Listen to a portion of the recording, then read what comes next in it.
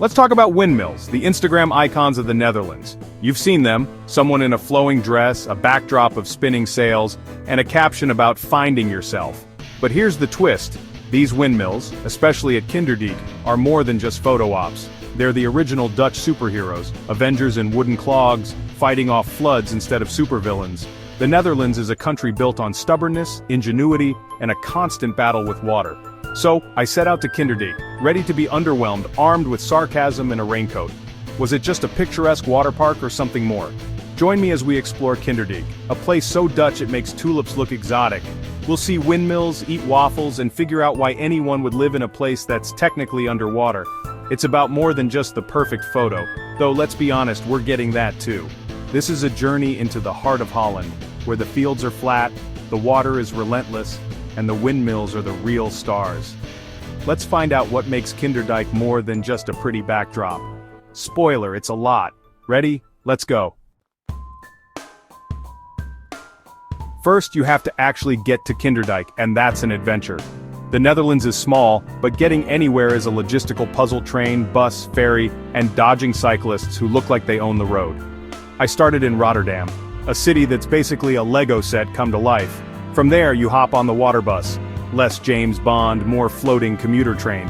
It's efficient, filled with serious Dutch people and lost tourists. The scenery shifts from industrial ports to lush green fields, and suddenly, you're docking at a tiny jetty. And there they are, 19 windmills lined up like soldiers. One minute you're sipping lukewarm coffee, the next you're in a living postcard. The abrupt transition is part of the charm. The Dutch have turned a potential travel headache into a smooth, quirky journey. It's a testament to their national character. If there's a problem, they'll solve it, efficiently, and with a timetable. Even if that problem is just getting you to a soggy field full of windmills. Getting there is half the experience. And yes, you'll probably get rained on. Welcome to Holland. And then you see them, not just a couple, but a whole army of windmills. They stand silent and majestic, lining the canals, and for a moment even the sarcasm fades. These aren't just buildings, they're monuments to Dutch stubbornness, a massive wooden "not today" to the North Sea. Built in the 1700s, these windmills weren't for flour, they were for survival. The Alblasserwaard polder is below sea level. Without the windmills, it'd be a lake. Each windmill is a giant water pump, using wind power to keep the land dry. Walking among them is surreal. They're bigger, louder, and more impressive up close. The rhythmic whoosh of the sails is oddly peaceful. These were homes as well as machines. Families lived inside, their lives dictated by the wind. You can tour a couple of the windmills turned museums, and it's like stepping into a wooden clock. Cramped quarters, steep stairs, and colossal gears. Life here was a 24/7 job. If the wind blew, you worked. If a storm hit, you worked harder. It's a humbling reminder of the people who kept the land above water. They weren't just millers, they were guardians. The windmills are a testament to human grit and ingenuity, and they're still standing centuries later. That's real power. Dutch culture is a spectacle, starting with the bikes. Everyone cycles, business people, parents with kids and groceries, all gliding by as tourists wobble along. Helmets? Optional. Confidence? Mandatory. Then there's the weather, unpredictable, moody, and always threatening rain. The wind is relentless, great for windmills, less so for your hair. The Dutch just shrug, don waterproofs, and keep going. Their motto, no bad weather, only bad clothing. But the real culture shock is their relationship with water. In the Netherlands, water is the enemy, always trying to reclaim the land. The canals, dikes, and windmills are all part of a centuries-old battle. The Dutch have literally fought the sea and won. This struggle shaped their national character: pragmatic, innovative, and cooperative.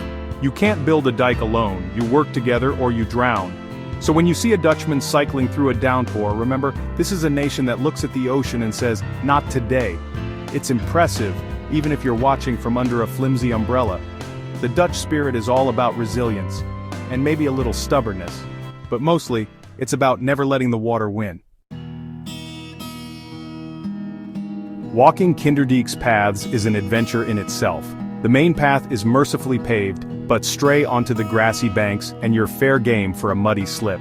You'll meet serious photographers, contorted for the perfect shot, and families juggling history lessons with duck-chasing kids. The wind is always ready to snatch a selfie stick or hat. My own attempts at conversation with a volunteer miller were awkward, thick Dutch accent, lots of nodding, and a few misplaced "that's fantastic, sis." The best moments are the quiet ones, finding a bench, watching the reeds sway and soaking in the scale of it all. The windmills tower above, making you feel small in the best way. It's a place for reflection, on history, nature, and human ingenuity. And yes, you'll also wonder if you have enough cash for a waffle. Kinderdijk is about balance, awe, awkwardness, and a craving for fried dough. That's the real Dutch experience, and it's worth every wobbly step. Think windmills just spin and look pretty? Think again. Kinderdijk's windmills were multitaskers, primarily water managers but also the village's communication system. The position of the sails sent messages. Annex for a short break, A plus for a long one, special positions for celebrations or mourning. The whole community could read the news just by glancing at the windmills. The miller was more than an operator. He was a meteorologist, engineer, and community leader. His family lived inside the mill, their lives ruled by the weather and the needs of the land. Today a few windmills are still inhabited. Imagine living in a UNESCO site, dodging tourists on your way to the mailbox.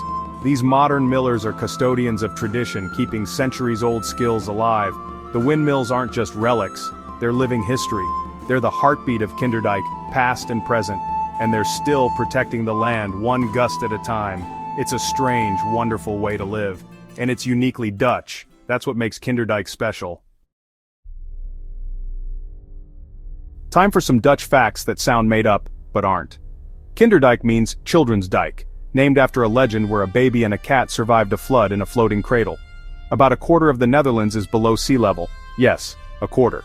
The lowest point is nearly 7 meters below sea level, near Rotterdam. The Dutch didn't just accept this, they engineered their way out, reclaiming land from lakes and the sea.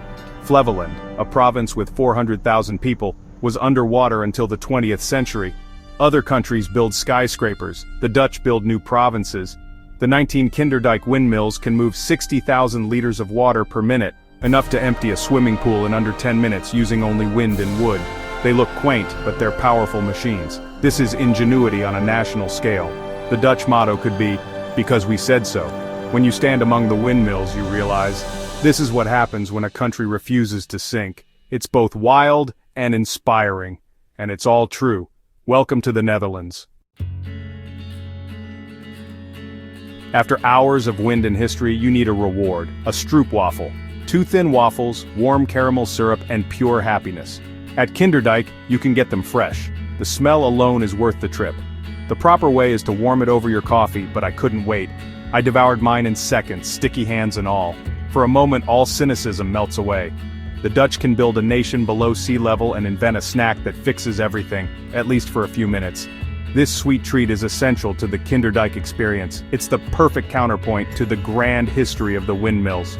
Life here wasn't just struggle, it was also about simple joys. Don't skip the waffle. It's the fuel you need for the next rain shower.